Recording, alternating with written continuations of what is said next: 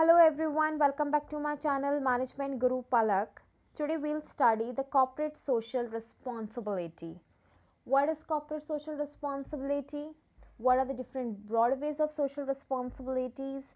What is Companies Act 2013 and what are the major changes done in the Companies Act 2013? All these topics will be covered in this video. So first, we'll understand what is CSR. For before that, we have to understand how corporate or any company works. The basic motive of any company is to earn just profit and just maximizing their profit out of the investment they have done. So, by incorporating the CSR, we are widening their scope. We are widening their responsibility and the scope toward the society, environment, and the community in which they are operating. So they will do the things more ethically and the sustainable towards the environment and the community by incorporating CSR. It's just opposite of profit maximization. They work towards the better environment and better community and the sustainability. So in this CSR there is a three broad categories, that is economic growth, environmental action, and the community involvement.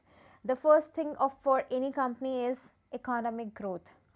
They work towards maximization of profit. Next is environmental action.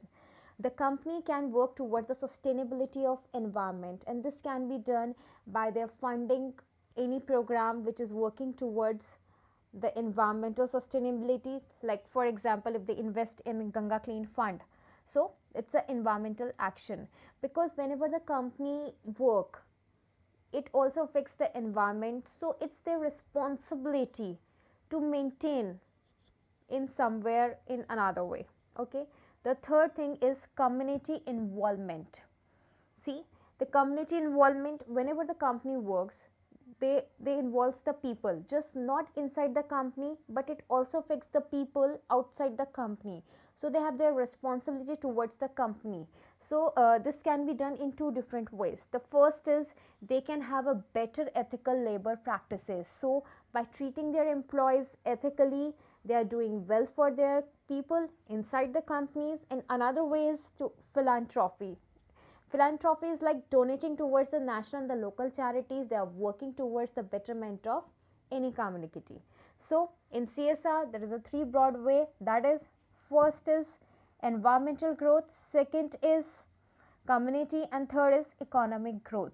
So all these are done by the companies for the better environment, community, and the growth. Now we'll study the Companies Act 2013. So for any company which has a net worth of rupees 500 crore, turnover of 1000 crore, net profit of 5 crore, is required to invest 2% of net profit. So I'll explain what is net profit for any company.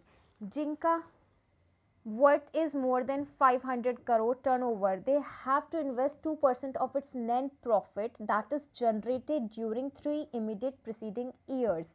So that is the average of net profit that is generated during the 3 years. They have to invest 2% of it. The second point in Companies Act is that the CSR committee consists of at least 3 directors, including the independent director. Next is, which is very important, and this is the change which is made in Companies Act 2013, is that CSR in India is now mandatory. Now all the companies which has this conditions done, they have to invest 2% of their net profit. It's mandatory for all the corporates. They have to invest 2%. This is very important thing, and it is done under the section 135 of CSR.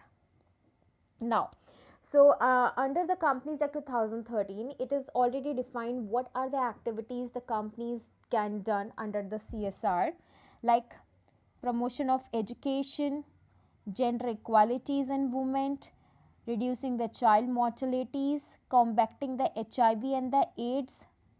So these are all the programs in which the companies can indulge. And one important thing is that they have to indulge in the activities which is not a part of their general businesses. If company is already doing some kind of business and reinvesting, that will not be count as a CSR. They have to invest in the activities which is out of the course of their business, like eradication of hunger and the poverties, employment enhancement in the vocational skills. So there are some companies they are doing things for vocational training and all for all the people. So this is under the part of CSR. Now, what is the important recent changes in 2013? Till now, the companies were allowed to provide the CSR fund to the technological incubators located with center approved and academic. But now it its scope has widened. Now the companies can contribute toward the R&Ds also. So it is one of the major changes, because in India the government just spent I think approximate less than 1% of GDP in R&D. But by including the R&Ds in CSR, we are widening the scope. Now the more companies will take part in the R&D, and that leads to a development and the better society. So the most important thing in CSR is now they can contribute toward the research various fields such as science and the tech. So all this we have studies. So in this activities earlier, the research R&D was not included. If we consider all the points, the R&D was not included. But in recent, the R&D is included in CSR. Now the companies can contribute towards research and development across the various fields like science, tech and the medicines. So this is all about the CSR. If you like my content, please like and subscribe my channel.